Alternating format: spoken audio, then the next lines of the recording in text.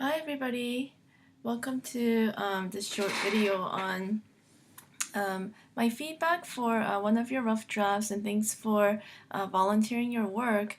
I've labeled this person's essay with the name just Jane Doe, and I'm not gonna go through the whole essay, but I want to go through just the first part of the essay. I think that's often actually the most helpful, so that we don't go through 5 pages of somebody's work, and also introduce you to a really handy tool that I call reverse outlining. Um, and To begin with, Jane, she has, uh, if I'm just scrolling down, she has a pretty long introductory paragraph. She sets up the controversy, she sets up the summary of mystery and manners, and then she's going to move into her first sort of real body paragraph. Um, Now, I've written some of my feedback into the margins of this Word document, and I'm just going to go over a couple of the larger feedback comments, the more significant ones. Things like parenthetical citation, etc. I'll let you read on your own.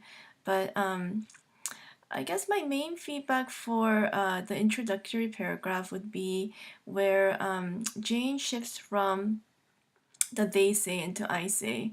I really like what Jane has done. Here, she basically makes clear what the controversy is with the sentence. Some have found clarity in O'Connor's interpretation of the story, while others found it all but um, graceful, questioning the goodness of the redeemed grandmother. It's a little bit awkward phrasing. Maybe I would say, while others have found it all but helpful, or have they found it more obscuring or confusing rather than helpful, something like that. And here Jane comes in with her I say, I for one found her account enlightening and clarifying.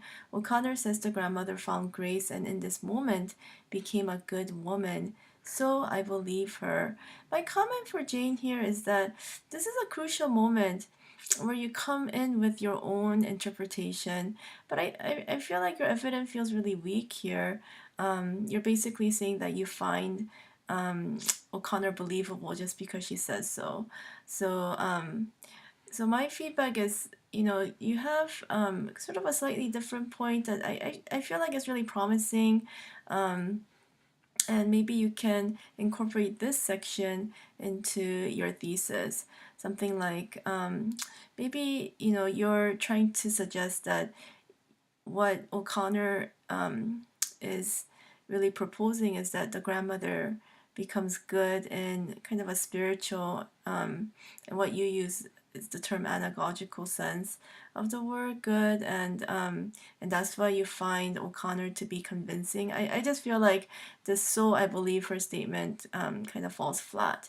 Um, okay, so here's the first body paragraph, and I think for a paper that's about 5 pages in length, 5 or 6 pages, this paper or this introductory paragraph should no more than be about half a paragraph to about 3/4, not half a page to 3/4 of a page in length.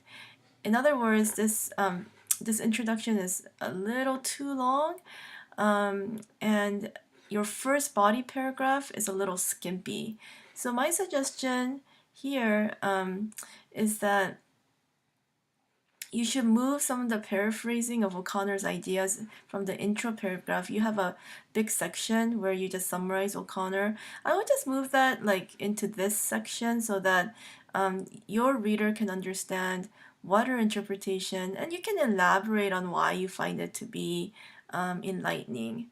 Okay, and then here you end this paragraph with a however moment. This would be a lot more effective as the topic sentence, as the transitional sentence for this following paragraph. So I would suggest that you just copy and and paste that in right here, so that there's greater flow for what you're saying. And overall, this is a comment to everybody across the board. I think we really need to pay attention to sort of the topic sentences for our body paragraphs, meaning like, why am I talking about what I'm, what I'm describing? Why am I, going on with the plot summary and all of that? Because I think with essay number 1 on the short story, some of you didn't score as highly as I think you could have, because many of your body paragraphs consisted of plot summary. And while plot summary is necessary for an effective literary interpretation, I think you need to do more than just describe what happens. You need to tell us that kind of crucial so what, like, so why should I care about what you're describing? Does it help me to understand perhaps the theme of the story better? And so here, however, Bandy readily challenges the grandmother's supposed redeeming qualities of his account. This sentence is more of a like a summary sentence, okay? And I still want to hear from you. Well, what do you think about Bandy? Why do you disagree with him? Why would you partially maybe agree with him? So that would kind of strengthen the topic sentence. Speaking of topic sentences and all of that, for our week 5 module, I've added a content page called Reverse Outline Instructions. Now, if I click on this, you'll be led to a page that explains what a reverse outline is. And some of you might have done this in your 122 classes. I think it's a really great tool for you to kind of take a step back and tighten what you want to try to get across in your paper. Because as we draft, sometimes we get a little lost, and so we often need to take a step back and get a snapshot of the flow of our argument, what we're trying to say. And ultimately, I think it's really effective in that it helps us to kind of get at the so what. Like, what am I doing in paragraph 3? What am I doing in paragraph 4? And we're really looking for clear organization of ideas and coherence. So reverse outline instructions is pretty straightforward. You just count the number of paragraphs you have in your current rough draft, and then next to each paragraph number, I'm going to just write out in a phrase or one complete sentence, like, what's going on in this particular paragraph. So maybe in paragraph 1, I have a hook, I have the introduction of the story, I have my thesis statement. And then maybe paragraph 2 is my kind of description of the controversy surrounding the violent ending of A Good Man is Hard to Find. And then paragraph 3, I can go ahead and flesh out maybe my main idea again. My idea that the grandmother is indeed, a savior for the misfit, or maybe you're the opposite direction. My idea is that the grandmother is not who the O'Connor claims that she is. It's so so that's sort of your reverse outline, and many of you will have more than 5 paragraphs for sure. And then once you have your reverse outline, it's time for you to kind of evaluate the connections you make between your points. And I've given you some questions to go through with your rough draft. And I've written here at the very top of this page that this worksheet is not mandatory. It's not something you're gonna have to turn in for credit along with your final draft. But I really highly recommend that you use this page to self-review your work. and follow these instructions. And since we're nearing the end of the semester, I would like to offer the reverse outline as an extra credit opportunity for you.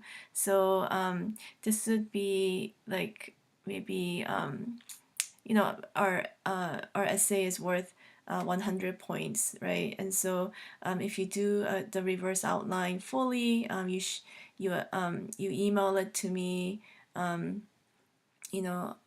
I'm sorry, not you don't email it, but you submit it along with your final draft work, and you show me that you were able to work with your reverse outline. I would definitely be happy to give you extra credit for this. So this is on our course module for this week, and I'll also make available the essay by Jane Doe, okay, and with my comments in the margins. So I hope this is helpful for you. I've been seeing a lot of really good discussion on discussion board, and I've been seeing uh, just a lot of good feedback that you have for one another. So I'm really happy with the way that you're interacting with one another on this in this online class. So that's it for this brief video, and I will talk to you again soon.